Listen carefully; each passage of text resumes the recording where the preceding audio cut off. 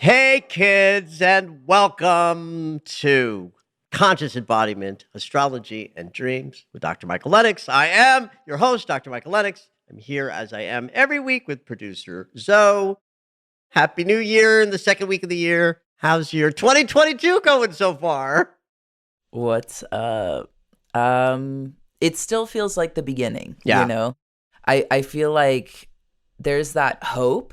With the COVID surge over the holidays, it didn't quite feel the exact The same. hopeful. Yeah. Yeah, so Well- I'm keeping that like bright new energy still going in my day-to-day to kind of make up for that. All right, So, I get it. It's actually Yeah. it's a worthy point to make to listeners that it's one thing to walk into 2022 and feel a sense of hope or ease about the astrological fact that the big, juicy transits that were brutal to move through in 2020 and 2021 are behind us. And if you didn't listen to the webinar, kids, if you didn't watch my webinar, you can still get the recording because we talk all about the fact that the year ahead doesn't have the same kind of enormity of planets crashing into each other in geometry the way the last 2 years did. But we still live in a world where there's a global pandemic. We still live in a world where the United States is careening towards falling off the cliff of democracy. These are still our realities. Now, the astrology says the story changes. That I know in my bones. The story changes in 2022. Now, I know y'all out there want me, the astrologer, to tell you exactly what that means. Except I can't. I'm just another bozo on the bus, right? I have some vision. I have some tools, and I'm here with you guys every week, doing my best to sort of share the context that astrology has to offer. But we're still in the same mix that we were in. But us as individuals being reformed, reshaped, changed, and transformed is really a function of the last 2 years. That process is done, and now we got to go meet the world. You can think of this, everybody, like you just spent 2 years in grad school getting a master's in human consciousness. And now you've graduated and you've got to go off to get your first job in the world, bringing with you what you learned about your own humanity, how to meet the world in its own, sort of on its own terms, and maintain a connection to a power greater than yourselves and find a way to contribute in this new world that we are, picking ourselves up, dusting ourselves off, and building one human being at a time. I think that gives me hope. Well, that's brilliant, because if anything, that's what I'm trying to instill is hope, but I can't do it with false promises or obfuscation of Right. what's real and what is real, like as if any of this is real. But what is so about our energetic experience, so. Yeah, let's get into it. Let's get into it. Let's actually start with like today and tomorrow, okay? Okay. There is a beautiful sextile today between the Sun and Neptune. So this is Monday the 10th I'm talking about, where our conscious awareness and our spiritual connection are easy to access and integrate if we pick up the tools to do so. I always mention a sextile, 60-degree angle. It's the angle only of potential. Now, enormous potential exists when two energies are operating in 60 degrees, but it's still just potential, meaning if you don't pick up any behaviors that would align you with your spiritual connection, this energy will pass you right by. But I'm mentioning it with some emphasis today because there's something that's happening over the weekend with the Sun and Pluto, where our conscious awareness is going to get a direct connection to shadow. I'll talk about that in a few minutes on the podcast. But it's important to understand that when we talk about moving transits, that we do want to connect the dots a little bit. Meaning, today, Sun, conscious awareness, Neptune, spiritual center, easily working together to deepen our connected experience. That is, us connected to a higher power, which then we get to take into this weekend when the Sun and Pluto conjunct. The consciousness of this moment will fold into this weekend when our awareness, Sun, is connected to shadow, Pluto, right? So they're not just in a vacuum. There's an evolution day to day. This is why it's important, if you're going to use astrology as a context tool, that you're checking in every day or every week, whether it's through my stuff, this podcast, or Red Robe Astrology videos, or my daily Astro Alert subscription. In order to really utilize this information the most powerfully is to remember the evolution, remember the day-to-day, so that our conscious awareness early part of this week allows for a much greater sense of being guided, being connected to the greater wave of multidimensional energy that's guiding this whole process is available when the Sun and Neptune are working together in this productive geometry. It's interesting to me that tomorrow there is a square between Mars and Neptune. Now, this is a Monday sextile between Sun and Neptune and a Tuesday square between Mars and Neptune. But again, not to be taken as like two separate pieces, even though one energy dominates today and one energy dominates tomorrow. What you can think about the first couple of days of this week is, on the one hand, we will be connected to greater energies if we put in the effort to get that yummy connection that's possible. And we're gonna bump into some challenges when the planet of action, Mars, is in conflict geometry square with Neptune, the planet that is, yes, our spiritual connection, but the artifact of Neptune when he's agitated with difficult geometry is cloudiness, confusion, not being able to see clearly. You know, if Mars is how we choose and decide, and Neptune has like a fog machine in his backyard, when they clash, the fog rises up and we don't know where we are going. And that energy is coming at the same time that our conscious awareness can have this wonderful spiritual floaty sensibility, right? But it's not going to be easy breezy because it's going to come with some agitation and frustration of how to make decisions and take actions at this time. Something to point out about Mars and Neptune in a square is that it's a real transit of escapism. So if addiction is part of your story, watch out this couple of days early in the week, because one of the things that will happen energetically as a result of all of this nebulous, spiritual energy, but the confusion and cloudiness might spark the impulse to like get out of your own skin in the ways that people like to do that with substances or food or shopping or you name it.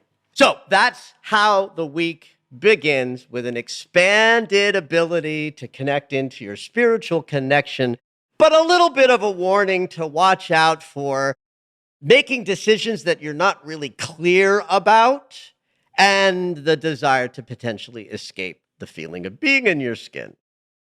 I feel like everyone can relate to that in some way. Well, here's another thing that I think people will be able to relate to that is also sort of falls into the warning camp for the first couple of days of this week is, and I'm probably going to talk about this a lot over the next couple of years, because Neptune, our spiritual planet, to my listeners is generally a consciousness of high minded, spiritual, like sensibility. But this is also the planet and a placement of, ideologies and beliefs and fundamental, the way people get attached to their belief systems and then need to fight with others who disagree in order to feel the groundedness of your own belief. Like, honey, Not my favorite. That's not my favorite tactic. it's like, sweetheart, if you really believed what you say you are believing in your heart, you would not be screaming and arguing and frothing at the mouth trying to get someone else to agree with you. Right. I mean, if a Christian tells me that I'm not going to heaven because I didn't accept Jesus as my Lord and Savior, it's like, that's just funny to me. I know who I am, and I know what God is, and I know that there's only one universe in existence to connect to, and that we're all part of that, and every road leads to God.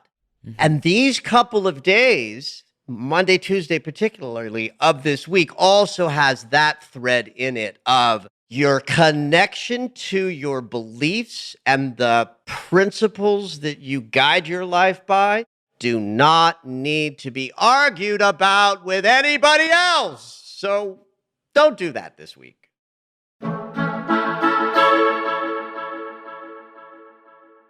So let's just dive into the end of the week. I'll save the Venus retrograde segment for next, but we'll go to what's happening over the weekend on Sunday in particular. So definitely building Friday and Saturday is something interesting that happens once a year with the Sun and Pluto. In fact, what's interesting as an astrologer, the two solar interactions that interest me the most are the Sun and Neptune and the Sun and Pluto. And because we live in a consciousness of a solar cycle, a solar year, every year our conscious awareness, the Sun, has an ongoing relationship with our spiritual connection vis-a-vis Sun-Neptune transits, and our relationship to power, authority, the shadow, and change and transformation, and how we relate to our own sort of underbelly is the Sun and Pluto. So you can imagine that during the course of a 365-day year, the geometry that's going on between the Sun and Neptune will be describing what it feels like at that time to connect to our spiritual center. And what the Sun is doing in relationship to Pluto might indicate a moment when our conscious awareness is ready to glimpse the shadow a little bit more deeply or directly. When the connection is a conjunction, that is, when the Sun is at the same place as Pluto, that's really interesting to me as a teacher who's interested in helping people look at their shadow. And that's what's happening this week? Sun conjunct Pluto is Sunday at the very end of the week. Sun-Neptune sextile is today at the very beginning of the week. So I'm knitting together an idea of a week's experience of how our conscious awareness is operating. And we start the week out with a connection to spirit and an ability to understand that though I am a personality that has an awareness of the I am that I am, that's the Sun, I am also connected to a multidimensional experience, a 5D part of my humanity, if that's the language you like. Higher powers, another sort of common, Neptune, sub-moniker. So we start the week out with an ability to be deeply connected to the higher energies that guide us. And then we get ushered in a few days later to a moment where there's a demand to be aware of what is in the basement of our own personal shadow. Think about the shadow as an actual thing that happens with sunlight.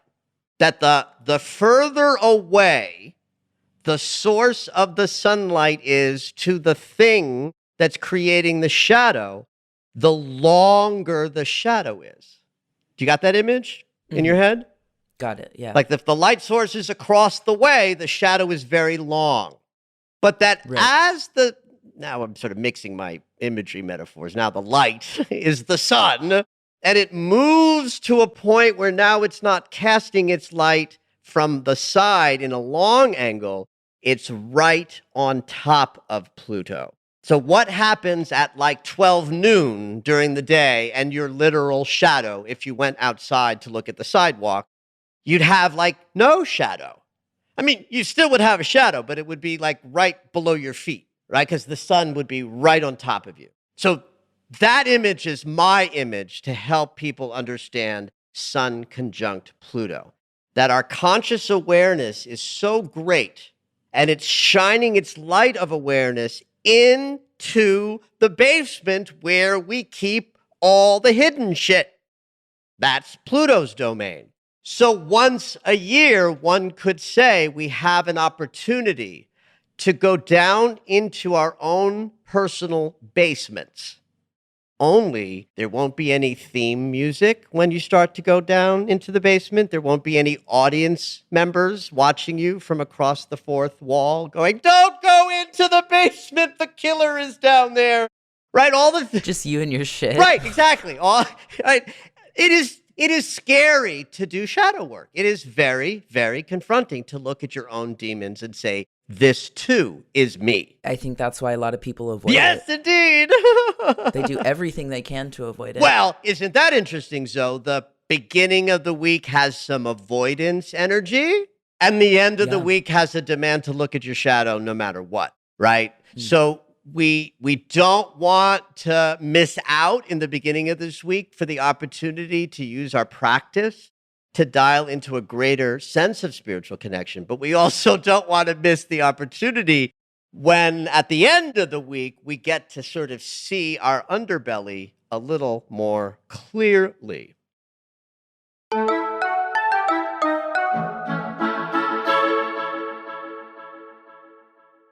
Now, there's another sidebar warning transit that happens next Sunday as well. Just like with the Sun sextile Neptune, today has the square between Mars and Neptune tomorrow, making the sort of argumentative escapism, problematic energy concomitant with the yummy.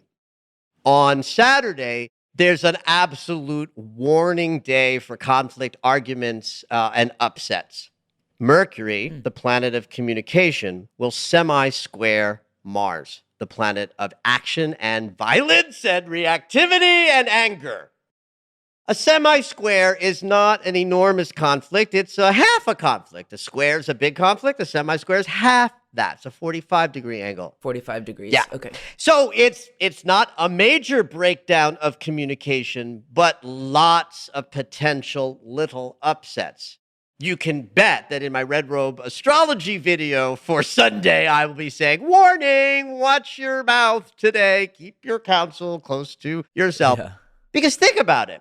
Shadow is being poured in with the light of conscious awareness from the Sun and Pluto coming together. And then our thinking mechanism and our decision mechanism is fighting with each other in a mild sort of way. So the benefit of the day is to be able to have difficult conversations with other people about matters that are passionate or potentially laced with some anger or hurt feelings or reactivity. While this is all friction geometry, difficult, intimate negotiations could actually go well with this geometry. I don't mean easy conversations or pleasantries. I mean sitting down, having the difficult conversation successfully, because even though there was this edgy friction of watch out, don't go too far or fast in what you say or hear, you might get triggered. The light shining all of that conscious awareness into the shadow would allow us to be aware of stuff we might not be aware of in another week. Right? So I wouldn't say avoid the difficult conversations next weekend. I would say if you have one to have, go forward and do it, but be graceful as you possibly can so that it goes as well as it can. And then in terms of the casual, unconscious ways we move about the world and we don't think about what we're about to say, definitely be mindful this coming weekend to, you just avoid the fight that happens when you're unconscious by being a little more aware of what you're going to say and practice a little bit a restraint of pen and tongue.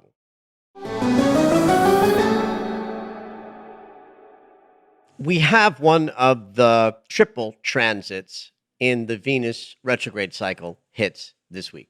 In fact, the date it's exact is the 14th, which is this weekend, which is adding another dimension to what this coming weekend has to offer.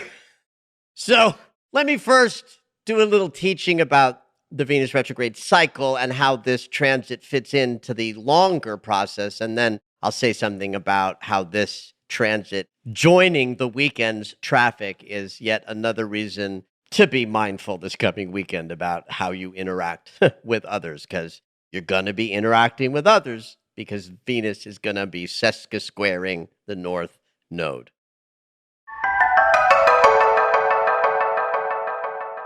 So let's break that down a little bit. First of all, I think by now most of you are aware that in any Mercury retrograde cycle or Venus retrograde cycle, and Mars for that case, because Mars is going retrograde at the end of 2022, a personal planet retrograde always contains what we call triple transits. So what that means is because the planet in question is going to have 3 acts in their movement, each of these sections of the retrograde has this transit, or the transit in question, in this case, a sesqui-square to the North Node, 3 times in the entire arc of what's happening in our love experience that started in November and will continue through February and into early March.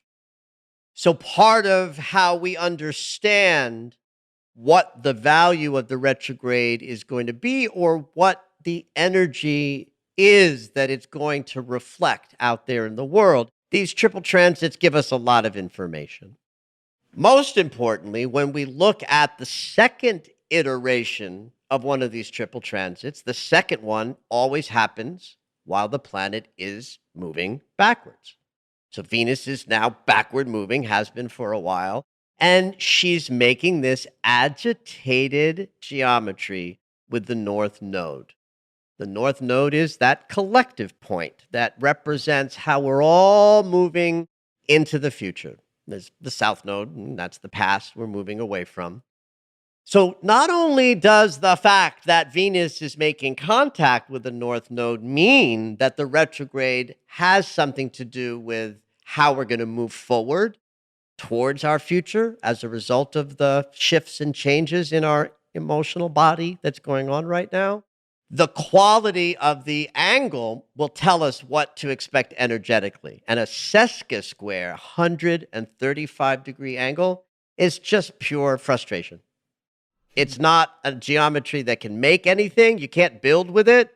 It's not strong enough to do anything with, but it's strong enough to make its presence known.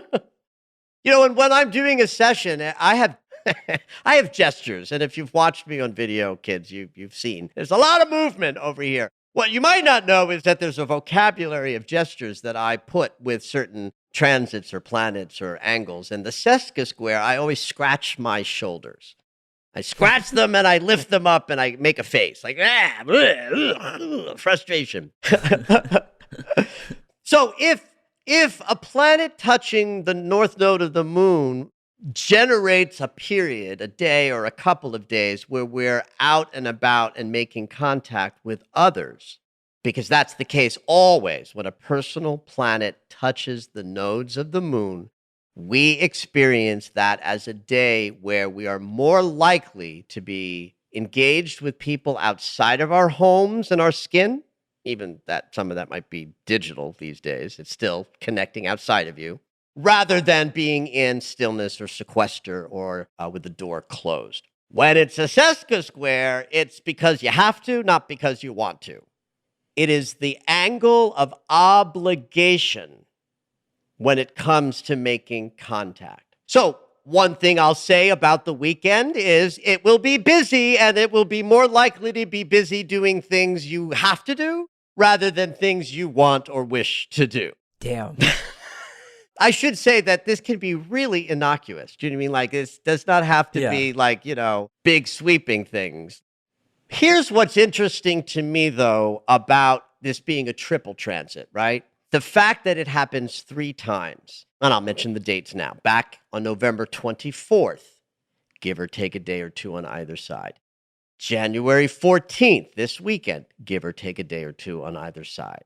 And then a wrap up in early February, February 7th, give or take a day or two on either side, has this transit peppered through all of these months of an emotional process that's deeply personal. I've got Venus retrograde squaring my moon and crossing over my south node of karma, man. I have had some deep feeling moments that are really personal and emotional. And so can attribute to this that the last couple of weeks I've been really stressed because of business stuff, right? Running a business is hard. And my business is enormous, and that's beautiful, but that's hard. Venus squaring my moon, creating conflict at an unconscious level and crossing my south node where I keep all my baggage means that I've been in an emotional vulnerability that's really big. And I'm mentioning my experience because I know you're all having emotional experiences that are big and deeply personal because the planet that governs these things is moving backwards.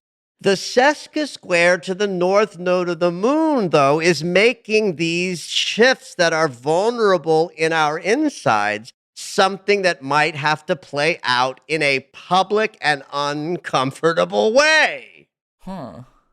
You don't necessarily get to close the door during this Venus retrograde cycle and just have an experience of transformation on the inside.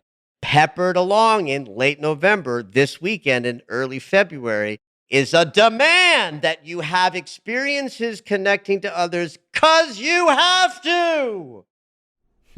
So I'm guessing that some of what will be playing out in this Venus retrograde is how to have the inner experience and show up out in the world in an effective way.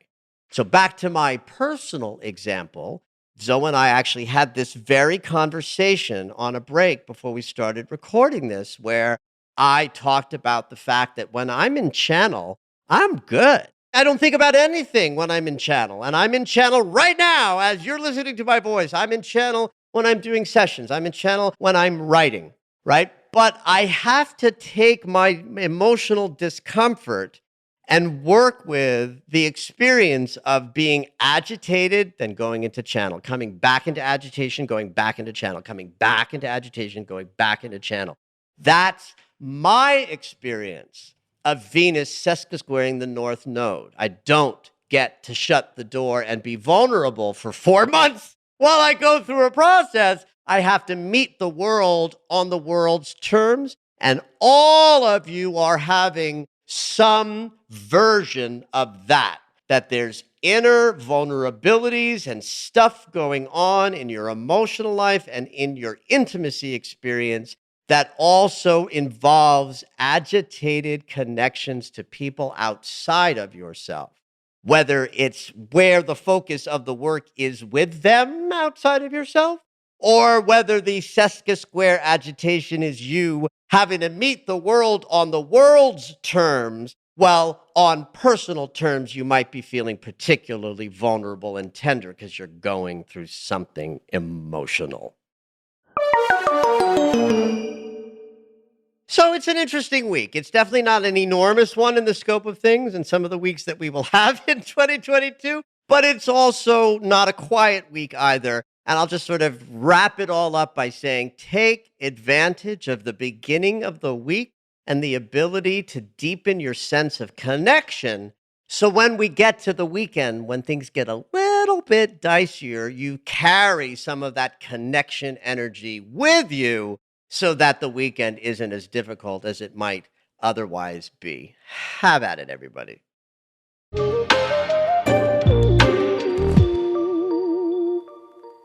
So we actually have a number of announcements this week. We have our first class of the year. Oh my God, that's right. Jumpstart Your Spiritual Practice. Yes, that starts on the third weekend, which is the 22nd of January. Great. So 4 classes on a Saturday, 11 to 1. If you want to do it live, lots of people do these classes with recordings. So check out michaellennox.com under the classes section for Jumpstart Your Spiritual Practice. It's a What else great we way to got? start the year, actually. That's why I put it as the first class. I was like, what's the best way to start the year? Let's dive in. So dive in with me. You're going to learn everything that I love about my spiritual practice in an effort to help jumpstart yours. What else we got, though? There's more.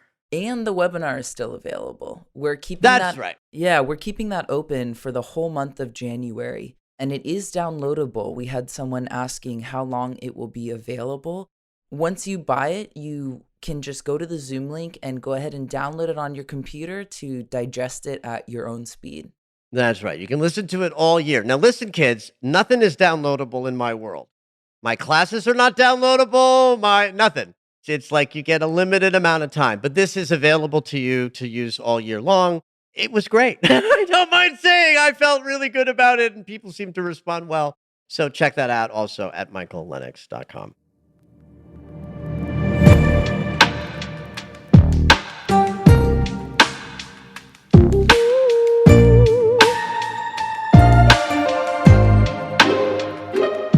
All right, it's dream segment time. Every week, Dr. Michael will interpret dreams that are sent in via email or take a live caller. If you would like your dream interpreted on the podcast, you can go ahead and email us at dreams@michaellennox.com. Hopefully your dream will make it onto the show.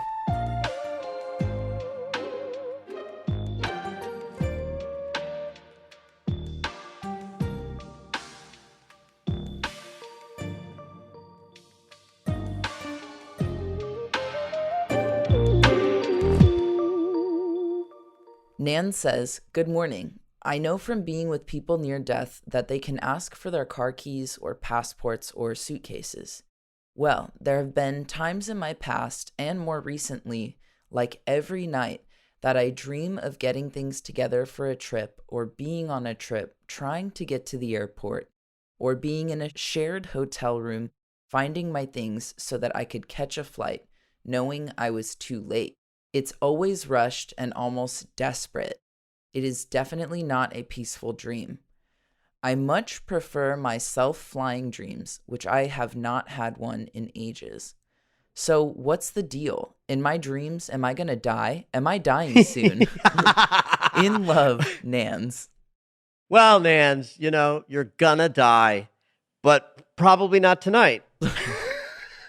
Now, it's interesting. There's an interesting collapse here where an idea that Nans has from waking life of being aware that it is not uncommon. And this is a hospice set of stories, if you've ever either been to hospice or known hospice work or back in the AIDS crisis, I did a lot of hospice work as part of, programs I did. There's all sorts of things that are true about the act of dying and passing away, like this notion of people will, in a sort of semi-dreamy state of, subtle unconsciousness that happens near death.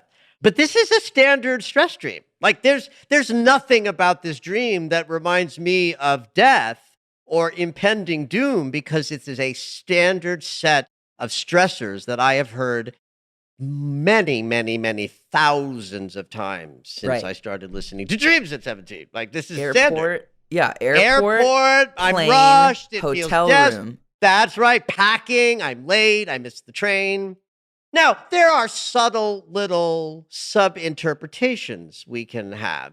Hotel rooms are about transition. They're a home, but they're not a permanent home. So when a hotel room shows up in a dream, the sense of self might be in a process that the dream is expressing. Therefore, the scenario of the hotel room could be sub-interpreted to mean something specific, but that in general, this is just a dream that shows up when you're stressed. In fact, it's funny that Nans is talking about the flying dreams that she much prefers. Those are also dreams that either reflect moments of aspiration where all is well, and so the dream will reflect that. And this dream is reflecting moments of stress, and she hasn't had the yummy dream in a while. Well, I don't know about you, honey, but the last 2 years have been pretty stressful for people. So you're more likely to have a dream of, I can't be ready for my transition. I'm not packed. I feel desperate. I can't get there. I'm behind the 8 ball. And what that does as a stress dream is it allows us to wake up and meet the stresses of our waking life, because in our sleeping state, we process the anxieties and the frustrations of what it is to meet the stressful waking life.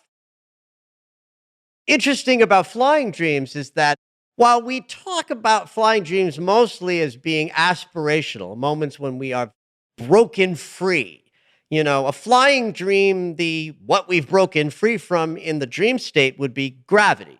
And what is gravity but that which keeps us sort of heavy and tethered and on the ground? I will sometimes say that in the symbolic representation of gravity, shame is the quality that keeps us heavy and unable to soar in our sense of magnificence. So flying dreams can be moments when we feel free of our shame and able to ascend to higher levels. So of course she wants that dream. Right. Who wouldn't want to be flying around instead of dealing with the stress of like, oh my God, am I going to make my plane? Which is synonymous with, am I going to meet the stressors of my life successfully? It feels like I'm not. I feel rushed. I feel desperate. So the dream state is compensatory. It helps the person wake up and do it again, life on life's terms. Not for nothing, I'll just add a little nod to flying dreams. Sometimes a flying dream is a defense compensatory dream. I don't know what that means. Well, it means you'll fly in the dream because there's something on the ground that needs your attention and you don't want to deal with it. You want to rise above it. Got it. But either way, they feel much nicer than stressful, difficult. I love that you brought this dream forward because you thought it was an interesting nod to a week when shadow is up and Pluto is up, and Pluto is the planet that invented death. Because it is an interesting thing that we do sometimes when we're stressed. We will tell ourselves really awful things about what the stress means. Like, oh my God, am I gonna die? Mm-hmm. Now, I don't think that Nance thought she was gonna die literally. She was sort of being funny and clever. But it does illustrate a point that we meet our stresses and they rise up and they grab us tremendously and they tell us things that aren't true about ourselves or our lives, But as frustrating as it is to not be having the yummy flying, I invite both Nans and everybody else listening who's having stressful dreams to really appreciate the value of them. They don't feel good to have, but without them, you would not be able to wake up the next day and live life on life's terms with grace and power if you didn't visit the shadow of your frustrations, desperations, and anxieties in the dream state. Thank you for listening to Conscious Embodiment, Astrology and Dreams with Dr. Michael Lennox. You can find us on Apple Music, the iHeartRadio app, and anywhere you find your favorite shows. Head on over to michaellennox.com for information on astrology readings, the Daily Astro Alert subscription, upcoming classes, and to join the mailing list.